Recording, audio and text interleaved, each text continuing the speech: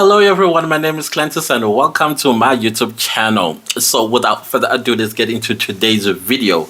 So as you guys can hear, I feel a little bit better because of all the wonderful suggestions that I was getting from you guys. I thank you all so much for the kind messages that you've been sending me to get well. Yes, my voice still kind of like jerks every time I try to talk, and but I am been taking some medication. Of course, I started with this.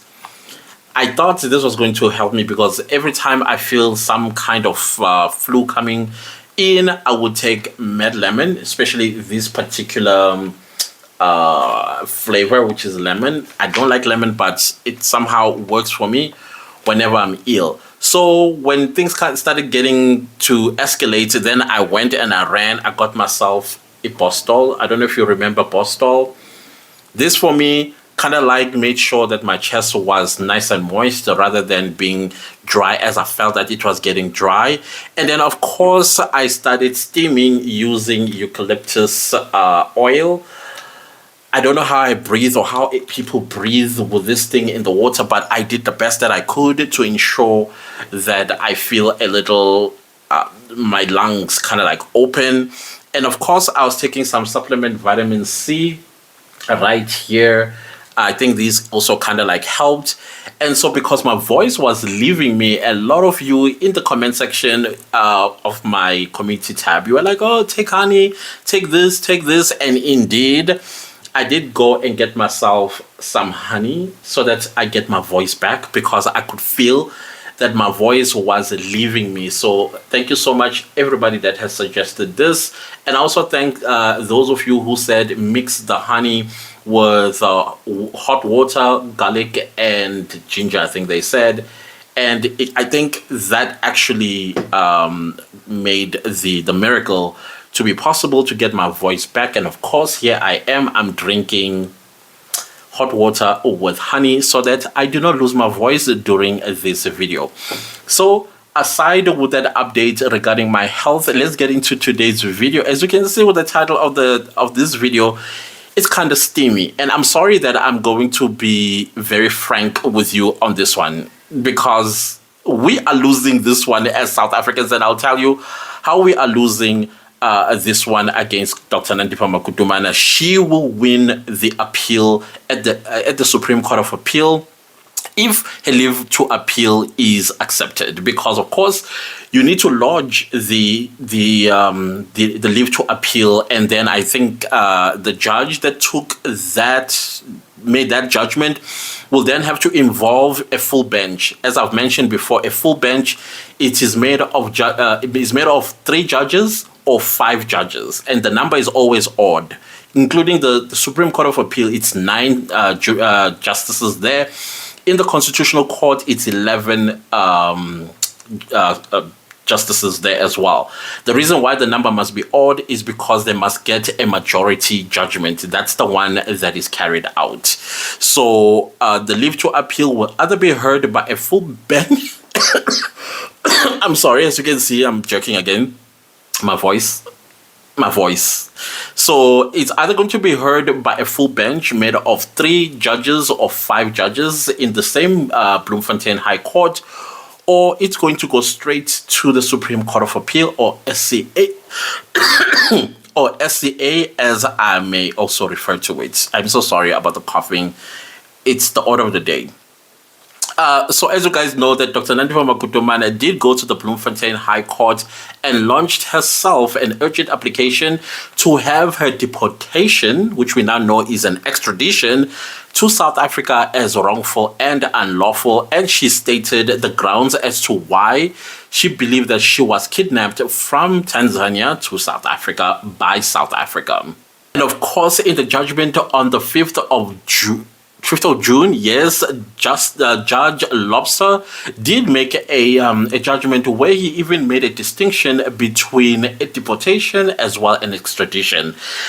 And of course, South Africa was found wanting in those definitions or distinctions between these two. And I'm going to remind you in this video what Judge Lobster had found out. So just to read what he said deportation is removal of an unwanted individual from a country, and extradition, which involves the transfer of a person who had been found guilty or accused of a crime. We know that Dr. Nandipha Magudumana was charged with, I think, 5 charges, which involve arson, which involves defeating the ends of justice, aiding and abetting the escape of a person in prison, as well as violating a body. I'm not quite sure what is the other one. So, of course, she was an accused person who also had escaped the country with the person that she aided and abetted to escape from lawful custody.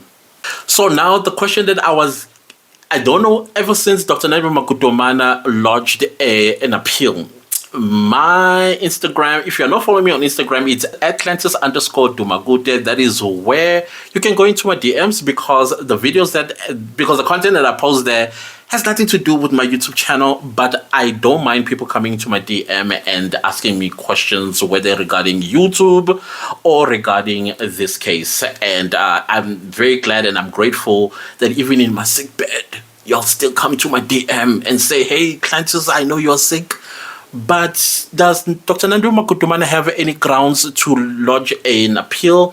And if she does, what are those grounds? And I will remind you, because the grounds are in the judgment, and these are the major mistakes that South Africa made that actually created the grounds to appeal for Dr. Nandipha Magudumana, and possibly Dr. Nandipha Magudumana winning the appeal.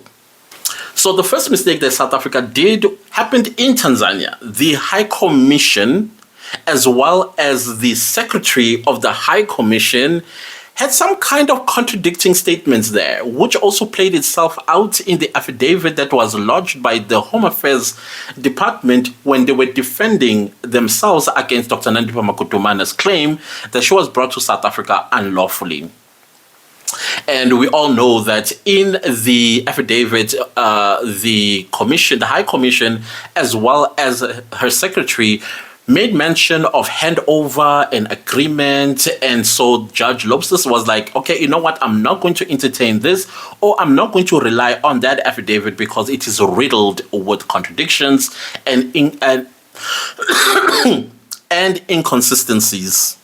The second biggest mistake that South Africa made, Judge Lobster told South Africa that you made a big mistake of extraditing Dr. Nandipha Magudumana. That was an extradition disguised as a deportation. That comes from the High Court's mouth itself. The third mistake that South Africa did was to take Dr. Nandipha Magudumana from Tanzania without following extradition processes according to the international law. The handing over of Dr. Nandipha Magudumana is therefore an extradition. Remember, an extradition, it is an agreement between two nations on an wanted person, either was found guilty of a crime or is an accused of a crime. And Dr. Nandipha Magudumana is accused of crimes. So now the big question is, does Dr. Nandipha Magudumana have any grounds to launch a leave to appeal? And the answer is yes. Those 3 mistakes that South Africa did are the grounds for Dr. Nandipha Magudumana to launch a leave to appeal and possibly even win the appeal.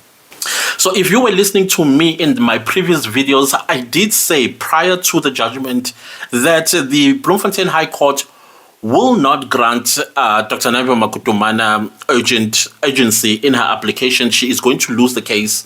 It will be dismissed with cost, and that happened. However, the court will also look at the law itself if it was followed by South Africa. Now we know that South Africa did not follow the law when it brought Dr. Nandipha Magudumana back to South Africa.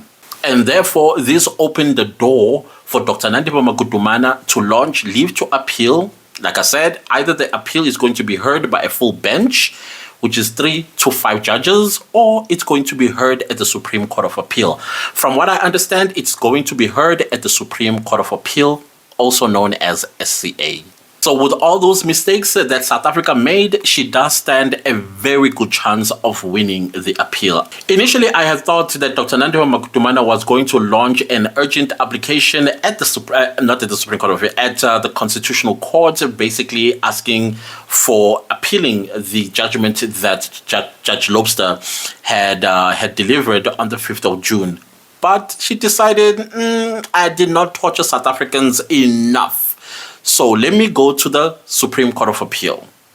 Now, according to what I understand, when you lodge a application of this nature at the Supreme Court of Appeal, it might take weeks, even months, even a year. So we are in this for a very long time. Dr. Nandipha Magudumana will be holding us gripped by the balls until she is satisfied herself with whatever it is her plan is. So there was a question in my DMs like, what is the process to lodge a leave to appeal? Of course, the person that I was having an interaction regarding this question, I censored that they have a case of their own and they wanted to know what the process of lodging or launching a leave to appeal. So of course I went into the rabbit hole to try and find out the process of appealing a case that you may have lost or it was ruled against you. And this is what I found out. So I'm going to have my head bowed to my desk half the time. Basically, I'm reading out the information that I found. I kind of forgot where I got my information, but I will go back to Google and then I will abstract the source and then I will leave it in my description box if you want to read further. So, according to Section 16 of the Superior Court Act 10 of 2013, Supreme Court of Appeal, an appeal against a judgment of a court of a provincial or local division of the High Court will be heard by the full court of that division or the Supreme Court of Appeal. As I've said before, that when you lodge a leave to appeal is either your case is going to be heard by a full bench. They say full court, a full bench, that is 3 judges to 5 judges. They are the ones who are going to make the decision after reading the judgment, the initial judgment. And if 2 judges say, no, our colleague was wrong, therefore Dr. Nandipha Magudumana wins the appeal. But if all 3 judges say unanimously, no, there is no ground for her to appeal, and then deny her leave to appeal, then she can take her this and take it to the Supreme Court of Appeal. So basically, when she takes it to the Supreme Court of Appeal, she must be carrying the judgment from the lower court to say, hey, the first court said it ruled against me. Then I lodged a leave to appeal. The full bench decided, no, I did not have grounds to appeal, and therefore they denied me the leave to appeal. Now I am here at the Supreme Court of Appeal to appeal the same initial judgment that said that my case should be dismissed with costs. Ooh, people, I'm trying here. So there are 2 ways that a litigant can launch leave to appeal. A litigant basically is the applicant. The litigant may request a time of judgment, in which case the grounds of appeal are stated verbally by the judge. So meaning that before the judge stands up and leaves the courtroom, your lawyer would have said, we would like to appeal. So the moment your lawyer says we would like to appeal the judgment, the judge verbally must tell your lawyer, tell you, the applicant, that he or she does not see any different outcome in the new court, whether in a different court. In a different court. So basically, that is a way of them telling you that your appeal is denied. Sometimes if like in this case, Judge Lobster would have said, okay, I will grant you leave to appeal, and then you take the matter to the Supreme Court of Appeal, or it's going to be heard by a full bench. If the full bench says, no, we uphold the judgment of the initial judgment, then you can take your matter to the Supreme Court of Appeal.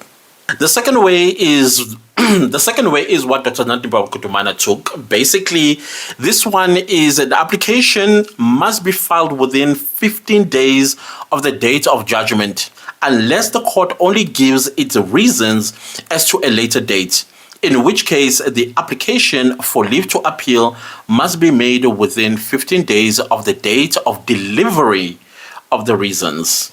So you might launch a leave to appeal in the Supreme Court of Appeal and say, okay, can my case be heard in 2 weeks? And then you give a date in that 2 weeks. The court might say, okay, the reasons, this court is overwhelmed with appeals. We will give you December 25th. This will be practical because December 25th is Christmas Day. They'll say we'll give you January 2nd of 2024 because our roles are full at the moment.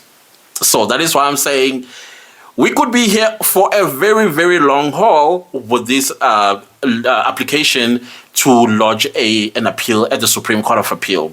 It further says, as a matter of practice, the application is made on notice only, with the grounds of the application being set out in the body of the notice. Body, introduction, body, and conclusion. That's what they're talking about in the body.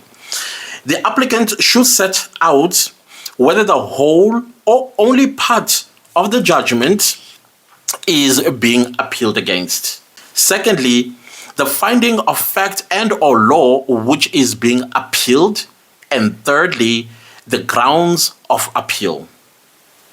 So now, you and I've just told you guys what Judge Lobster had found, especially the mistakes that the government made.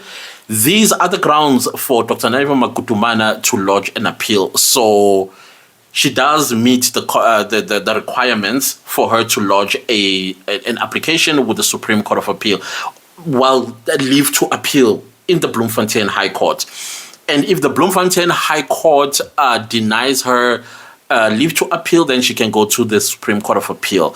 And there she would outline all the grounds that she believes she stands a chance of appealing and winning the appeal. So if you asked me, so if you ask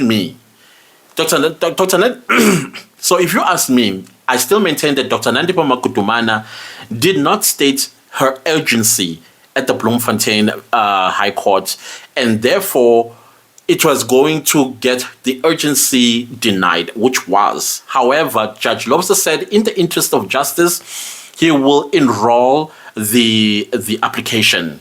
Basically, he will hear the merits of the case. And when he heard the merits of the case, he then came up with these 3 mistakes that South Africa made when they brought Dr. Nandipha Magudumana to South Africa. And Dr. Nandipha Magudumana, in her application, she accused the people of South Africa of kidnapping her from Tanzania. And Justice Lobster said, indeed, that is what you did. And so those are grounds to appeal. So was there an error on the Bloemfontein High Court side? Yes, to basically say, bye girl. But at the same time, the judge said, using a Supreme Court of Appeal judgment, where he said that, but you consented. You did not scream and kick when you were being brought back to South Africa. And as a result, that was the outcome. Her case being dismissed with costs. Maybe she might have a different reason as to what her grounds to appeal are. I doubt there will be any different, because she's not allowed to bring in any new evidence when you're appealing a case. You have to come with the same arguments that you delivered in the lower court to the Supreme Court of Appeal. And same thing that you do when you go to the Constitutional Court. You still have to go back to all the evidence that you submitted at the lower court that dismissed your case. So you can't come with new evidence. You can't come with new affidavits and witnesses and things like that. It's the same application that you brought at the lower court. So this time around, she can't say, oh, because I forgot to mention the media statements, I forgot to mention that I had a lawyer in Tanzania. She can't mention that, the reason why she delayed in making an urgent application after so many days. Those stuff she can't bring to the attention of the appellate division. She can only continue. She can only state what she already stated in her affidavits. So, what are my thoughts, fellow public gallery members? I think you and I already see where this is going. And I think we need to prepare ourselves emotionally, intellectually, psychologically, criminally, that Dr. Nandipha Magudumana is going to win this time around. I do believe she's going to win this time around. Because I believe that her grounds to appeal those 3 mistakes that South Africa did, the deportation that was disguised, no, the extradition that was disguised as a deportation, the contradictions in the affidavit of the High Commission, and also the fact that and the fact that she was handed over to South Africa by Tanzania, basically an agreement between 2 nations to hand over an accused. And no processes or extradition processes were followed according to international law. These 3 grounds are the grounds that are going to see Dr. Nandipha Magudumana winning the appeal, and therefore, whatever prayer she had in the court of first instinct, she basically asking for the processes that are happening in the Bloemfontein Magistrates Court to be nullified. Definitely, they will be nullified. Again, nothing stops South Africa, basically the police, the National Prosecuting Authority, to issue a new warrant of arrest and arrest her and then follow due process. But will they send her back to Tanzania? Of course, that's not practical. She's already here in South Africa, so she will be recharged. She'll be rearrested, charged again of the same charges. Maybe now these charges are length, we don't know. And then that's what's going to happen. Because I don't see how the Supreme Court of Appeal is going to say, I don't see you government losing anything, because all you have to do is just follow the proper procedure. And in future, ningapapi. Basically, I think that's what the Supreme Court of Appeal is going to say, that do not rush the law. Take your time, despite what the public is saying. Public, of course, will always put pressure. Will always say things, oh, you are useless, oh, this and this. Don't listen to us. Shut your ears and follow the procedures of the law so that you don't find yourself in this situation. I guess the biggest question that I was asked was, will this be in the best interest of justice if Dr. Nandipha Magudumana wins the appeal? You know, every time when I see comments from you guys, I realize that you are intelligent people. Listen to that question. This last question, my mind was blown away. I was like, wow, I have intellectuals that are subscribed to my channels, and I love that. Or probably just watches my videos. I love that. My answer to that is yes and no. It is in the best interest of justice for Dr. Nandipha Magudumana to win the appeal, because the law is the law. You need to follow the law. Even when sometimes things don't make sense, but if you do not follow the law, then it's not in the best interest of justice, because now you're opening a can of worms for other people to say, if Dr. Nandipha Magudumana did it, why can't I? You see what I mean?